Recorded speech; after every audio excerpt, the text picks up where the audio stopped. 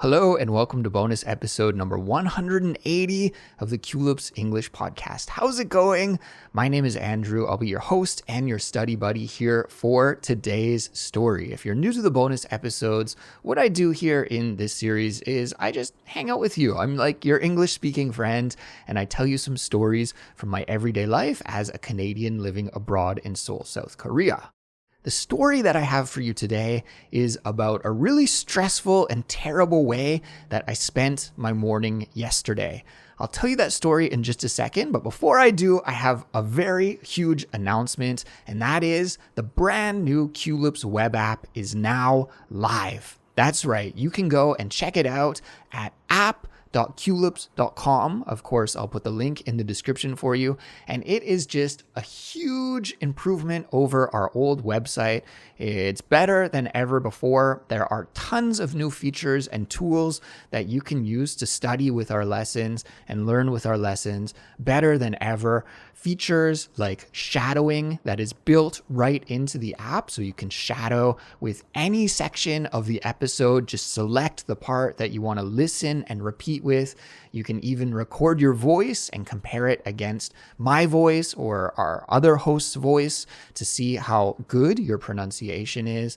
There is a built-in dictionary, so you can easily see the meanings of every word that's in the transcript, or you can select multiple words and phrases and get those translated into your native language if you want, or you can see a simple English definition. You can create flashcards with those as well so that you can study them easily later and build your vocabulary that way. And the list goes on and on. There are a lot of features with this new app, and I'm going to make a video showing you all of those features in the very near future. But until then, why don't you go and just check it out, play around with the app, click on many different things. Of course, if you are a Culips member, then you'll get complete and full access to the app. But if you're not a Culips member yet, there are some free demo lessons that you can check out as well, just so you can get a sense of what the app is like. And of course, for our bonus episodes, they will still be free for everyone. Each and every week, you will have access to the interactive transcript for the bonus episode, plus the vocabulary glossary. So even if you're not a member, the app can be very useful for you. So yeah, very excited about it. It took us a long time to build it, but it's finally here. And so far, we've had some members who have had some early access to the app, and all of the comments and feedback have been really, really positive. So thank you to all of the testers out there who have been helping me test the app as well. It's been really helpful to have that. So yeah, go check out the app. I hope you enjoy it. And I really think it's going to be very helpful for building your English skills going forward. Let's get started with this week's story, and I'm going to tell you about my terrible, stressful morning that I had yesterday. And the reason that my morning was terrible and stressful was because I kind of lost my phone. And the reason I say I kind of lost it is because I knew where it was, but I couldn't access it. So let me start at the start, and I'll tell you all of the details. I guess in order to tell this story correctly, I need to describe my house and my bedroom for you. If you're a longtime listener of Culips, you'll know that I live in a small home in Seoul, South Korea.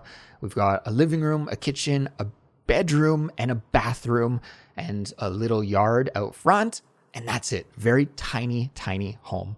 And it's just my wife and me and my dog. So it kind of works for us. It's a little bit cramped sometimes. Sometimes we dream about having some more space, like an extra office and an extra bedroom. How nice would that be? But I don't want to complain. I love my home and I'm really happy where I'm at. So it's all good, but it is a little bit on the tight side. Now, our bedroom is maybe the tightest, smallest room. We designed the bedroom just to be a space for sleeping, essentially. We thought we're not going to spend too much time there doing other activities other than sleeping. And so because we had just a small area of land to build our home and to work with our home on, we thought let's minimize the bedroom and maximize the other living space. So because of that, the bedroom is really quite small. It's just a square. So the bedroom is laid out in a square box shape. and most of the bedroom is occupied by the bed. We have a queen size bed, and the bedroom was built around our bed.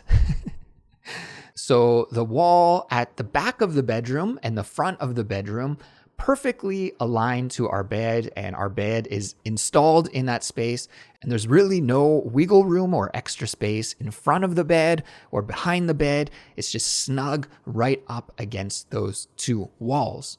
Wiggle room means, this is a cute expression, wiggle room means like some extra space. So maybe you could try on a pair of pants, for example. If you're shopping for clothes, you try on some pants, you're like, I think they're a little bit too big. There's too much wiggle room here, meaning that they're too loose, right? Or maybe you try on a pair of shoes at the shoe shop and you say, they're too tight. There's no wiggle room, meaning that there's no extra space. So wiggle room is this kind of cute expression that we use to talk about having a little bit of extra space. However, in our bedroom, there's no wiggle room between those two walls. The bed just fits in that space perfectly. Now, beside the bed, I have a small desk, and on my desk, I have my computer. And then, of course, we have an office chair there as well. So I can sit at my desk and work on my computer, but my desk is flush up against the bed. So the edge of the bed and my desk are touching. Actually, they're very, very close. And flush means right up against each other. They're touching each other. They're flush up against each other. So that's where my desk is. My desk is very tiny, probably about as wide as an office chair. And then my desk is touching the wall on the side wall. So that's pretty much it. It's like a really tiny space. And then we have our TV is on the wall, on the back wall, so that we can lie in bed and watch TV or watch movies if we want. We decided to put the TV in the bedroom so that it wouldn't be the main focus of the living room. And to be honest, we don't watch TV too often, maybe an hour a week or so, like not too often at all. But it is nice sometimes to lie down and watch TV on the bed. I like that. It's almost like you're in a hotel room or something where you can lie on the bed and watch the TV. So I enjoy that. However, my main point here is that the bedroom is very small and occupied by furniture, except for just a little space by the entrance. So the way that my wife and I sleep in the bed, is this TMI? I'm not sure. But I sleep up against the two walls. So I'm on the inside part of the bed and my wife is on the outside part of the bed. And the reason why we do that is my wife finds that it's too cold to sleep up against the wall because that's the exterior wall of the home. And I guess it's okay now that the weather is warm, but in the winter, she says it's drafty and cold. And I personally like drafty and cold when I am sleeping. I like the environment to be cooler. So it's good for her and good for me if I sleep on the inside part of the bed and she sleeps on the outside part of the bed. There are some disadvantages to this configuration because I, as a 42-year-old man, usually have to wake up at least once a night to go pee, which is very annoying. So that means I have to jump over my wife to get out of the bed. And I also wake up earlier than my wife. So I usually have to jump over my wife to get out of the bed in the morning. On the other hand, I guess it's kind of good because she goes to bed later than I do. So she doesn't have to jump over me when she goes to bed. So like everything in life, pros and cons, right? So I'm telling you this because I'm sleeping up against the wall and there's a tiny minuscule crack between the wall and the mattress. Of course, our mattress sits on our bed frame. Our bed frame is flush right up against the wall. However, there is a little crack between the mattress and the bed frame where, something could fall between the cracks. Can you guess what happened?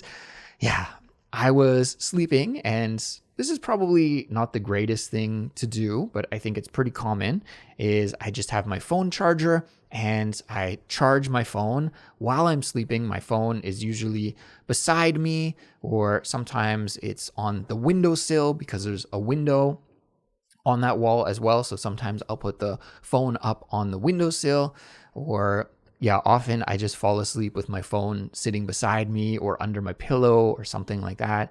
And then when I wake up, it's always like, where's my phone? I got to search for it. But yeah, that's how I charge my phone at night. I also have this habit, which I've had since I was a teenager. I was thinking about this morning before I recorded this episode to tell you the story. I was thinking about how long have I had this habit, but really it goes back to when I was a teenager. I always used to, at that time, listen to AM talk radio. I loved listening to AM talk radio.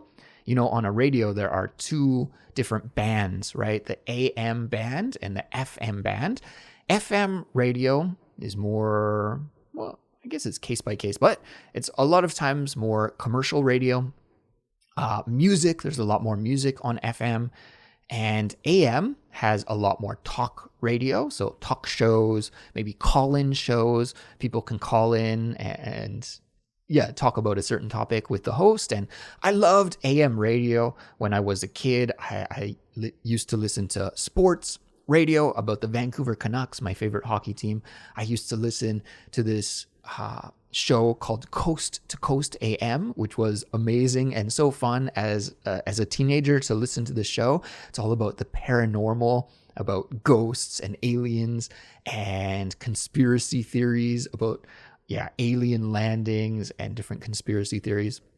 And that was a call-in talk show. So the host would open the lines and take callers, and you'd hear these just really interesting, wacky, weird people call in from across the USA. This show used to play at nighttime. It would be on from like maybe 11 p.m. till 3 or 4 a.m. It's this wild show, and it might still be on, to be honest with you, but the original host has passed away, so it's not the same as it used to be. But I got into the habit of listening to that radio show as I would fall asleep as a teenager. I used to put the radio under my pillow and fall asleep listening to the radio. So I know that's probably not good, but I developed this, not a skill, but this habit of falling asleep that way. And now I honestly find it a little bit difficult to fall asleep if I'm not listening to something.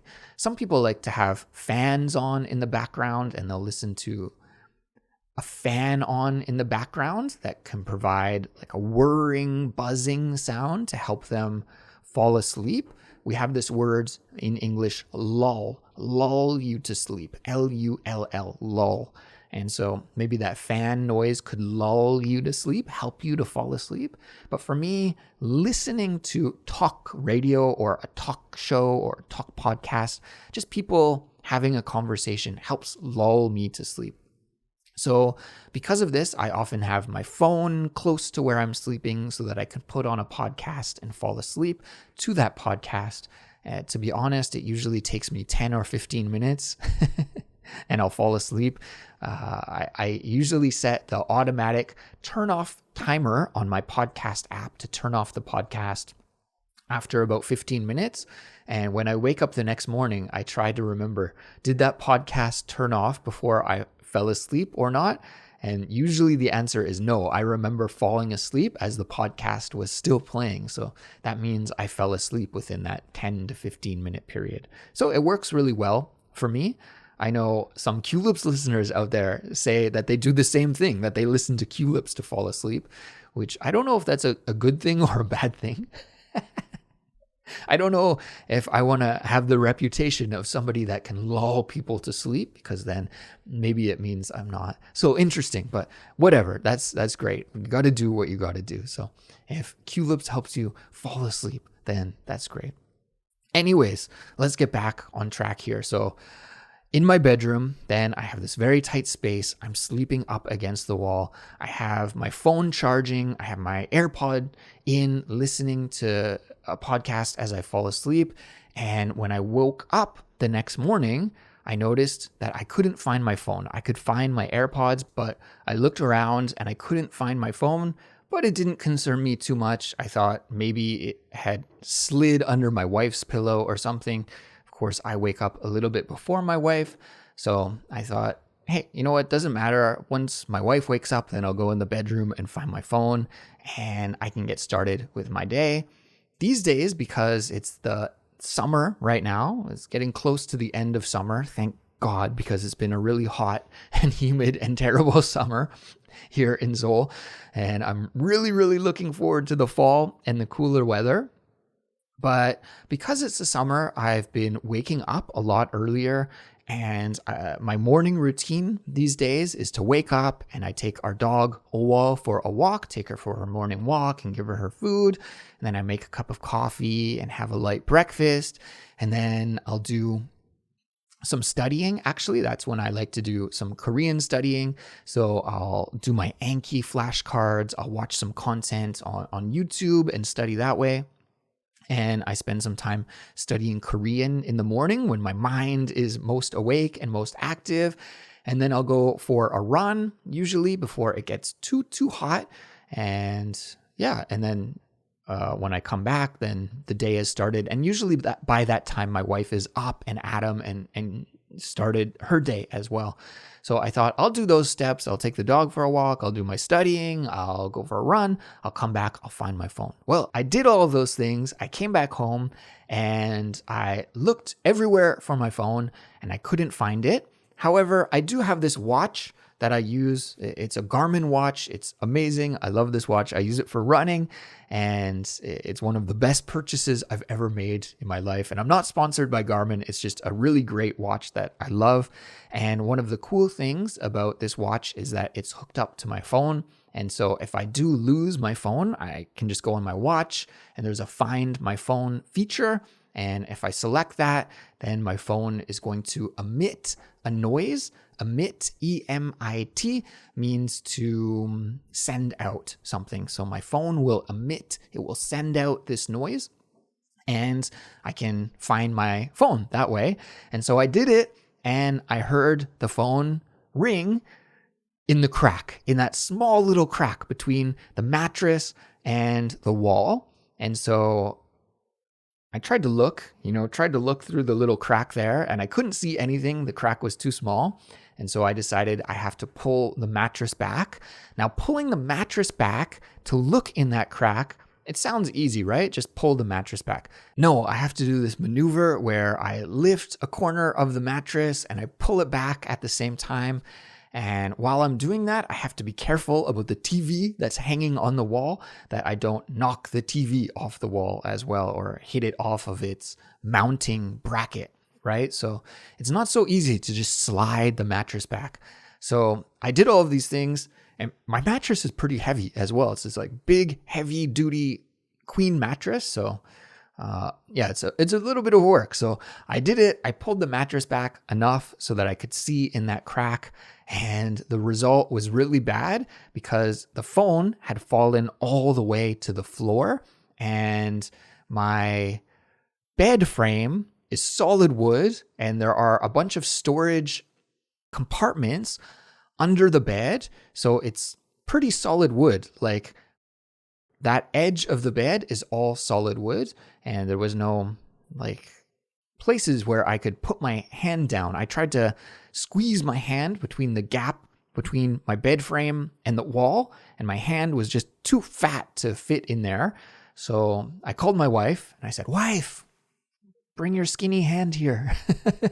And she tried to get her hand in that crack to pull the phone up, but her hand, she could fit it in the crack, but she couldn't get her fingers down long enough. Her fingers were too short to actually manipulate and pull the phone up. So then we tried a bunch of different things in order to get the phone out. It was very frustrating because we could see it, but we couldn't touch it or couldn't feel it or couldn't grab it. So I tried some kitchen utensils. I think those were the first things we tried were some kitchen utensils. Meanwhile, while this was happening, one of us had to hold the mattress. So one person had to hold and support the mattress so that the other person could get in and try and grab the phone. So I was holding the mattress because it's quite heavy, while my wife was trying to scoop my phone out with like a kitchen spoon, a big kitchen spoon. And then she tried some tongs, which are like those pinching tools that you use, the kitchen utensil that you can use to pick something, or maybe you use it when you're cooking and you want to pick some food up and flip it over. Tongs. So she tried using some tongs, and they were too big to fit in there. Next, I tried to use some chopsticks, but the chopstick was too short. So I had to tape 2 chopsticks together. So I had to get the tape and the scissors and rig up this extra long chopstick. And with that chopstick, I was able to flip the phone so I could move it to the side, but I couldn't have enough strength to pick up the phone. And at this point, my wife had to go to work, actually. So she had to leave me. So I was on my own. And I thought, this is going to be such a pain in the neck if I can't get my phone out. Of course, these days we have everything on our phones. And it's not just a device that we use for making calls. All of my banking is on there. All of my email, a lot of important messages, just access to everything is on my phone. So yeah, getting it back is very important. I also have a phone case where there's a little slot at the back where I can put some cards. So I have my credit card and the card that I use, my bank card, but it's hooked up to my transportation. So if I need to take the bus or subway, I need to scan that card. So it's like pretty crazy to lose your phone, very stressful. So I was like, oh man, how can I get this phone out? I could manipulate it. I could push it back and forth with the big chopstick, but I couldn't get it out. So my next idea was I have this shopping bag, this fabric shopping bag, but it's not made out of like thick, solid canvas like you would think of as like a tote bag or a shopping bag. It's actually made out of a really fine mesh kind of material. So it's really thin, and I thought maybe I can put it underneath the phone. Like I can lay it in the crack there, and then I could manipulate my phone with the chopstick onto the bag and then pull the bag up, and I would have the phone back. So I tried that, and that didn't work at all. And then I remembered that there is an extension cable that we have running under the bed to power our TV. So there's no outlet near where our TV is. So we have this extension cable running from one wall to the other wall where the TV is. And I couldn't see that at first because it's like right down at the very bottom between the wall and the bed frame. And it was pretty dark down there. Of course, I didn't have my phone to be able to use the flashlight feature because my phone was in the crack, right? But then I remembered, there's an extension cable down there. So I was able to use that extension cable lying across the floor to slightly pick up my phone. And then I was actually able to use 2 other kitchen utensils, 2 pairs of tongs to be exact. However, I wasn't able to use the tongs in the normal way. I had to use them as like sticks, and I was able to pinch the phone, 1 tong on each side, and then pull that extension cable at the same time and slowly get my phone up. So when all was said and done, this took about an hour and a half of work. Here in the summer, I was like frustrated in the heat. It was a little bit hot in the bedroom. I had to end up turning the air conditioning on to cool down and try the job again. I kind of quit in the middle. And I was thinking, this is such a pain in the neck. Like I'm going to have to take the TV off the wall. I'm going to have to take the mattress out of the room. I'm going to have to disassemble the bed and then grab my phone. And disassembling the bed is not easy because, like I said, there are all these storage compartments and it's solid wood and it's fit exactly into the space that we have it in the bedroom. So it's very difficult actually to assemble and disassemble, unfortunately. So I was going through all of these scenarios in my mind. I'm going to have to do this. I'm going to have to do that. And then finally, my last ditch effort, my last try, a last ditch effort is like your final attempt to do something. If I try this and it doesn't work, then I don't know what I'm going to do. So it was my last ditch attempt, my last ditch effort, and it worked. I got the phone, and I was so thankful to get it back. And I realized I have to be much more careful when I charge my phone going forward. But when all was said and done, at the end of the day, it did waste about like an hour and a half of my morning, a big waste of time and frustrating to say the least, but at least I got the phone back. So that was my terrible and stressful morning that I had the other day. And yeah, I'm just thankful that I didn't have any important meetings, that I didn't have to, leave the house and take the subway or something, that I didn't have like stocks that I needed to buy or sell in that exact moment, or banking that I had to do in that exact moment. Because yeah, like I said, these days, all of our financial life is on our phone apps as well. So thankful that all of those things didn't happen, and it just was a waste of time and not any other inconvenience bigger than that. But yeah, guys, that was my terrible morning that I had the other day. And what I want to do now is hand things over to you. You've heard me tell my story about my terrible, stressful morning, but I want to hear a story about a terrible, stressful morning that you've had. And I want to encourage you to be active with your English.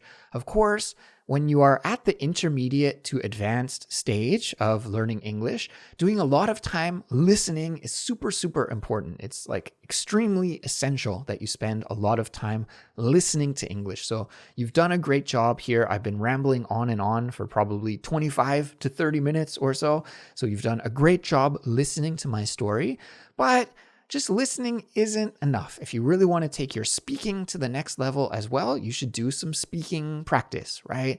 In English, we have this expression, use it or lose it. So if you don't use your speaking, you're going to lose your speaking skills. And if you don't practice your speaking skills, you're not going to build your speaking skills. So what we're going to do here is try something new. We have an experiment for the bonus episodes, and I've put a link in the description for this episode for you to share your story with me and with our community. If you click on that link with your phone or your tablet or your computer, it will open a website, a Culips website, where you are able to record a short audio story.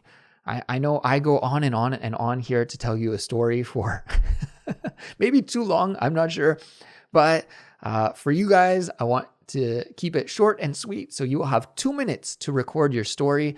And I want you to share with me about a terrible or stressful morning that you've had in your life. And I'm going to pick 2 or 3 stories and include them in a future bonus episode. Maybe I'll give you guys 2 or 3 weeks to submit your stories. And then after that, in maybe bonus episode 282 or 283, I'll select some of the stories and the submissions that I've received, and I'll share them here with everyone in a future Culips episode. So I'm really excited about this. It's a great way for you guys to be active with your English. It's a great way for us to build community as well. So don't be shy. When you upload your story, you'll have a chance to check it before you submit it. You can hit the record button and then listen back to it. If you don't like it, just delete it and you can do it again. Of course, you can practice before you record. If you want to write out your script and then read your script, that's okay. That's a different skill than just free speaking though. So be aware that that's practicing a bit of a different skill than just pure free speaking, but that's okay as well. And you can be anonymous. There's an area to enter your name and your country. I think it's cool if we know your country at least, but if you want to use a nickname, right, you could say you're Bart Simpson from New Zealand or something. It doesn't really matter if you don't want to use your real name. So feel free to do this challenge in whichever way that you would like to do.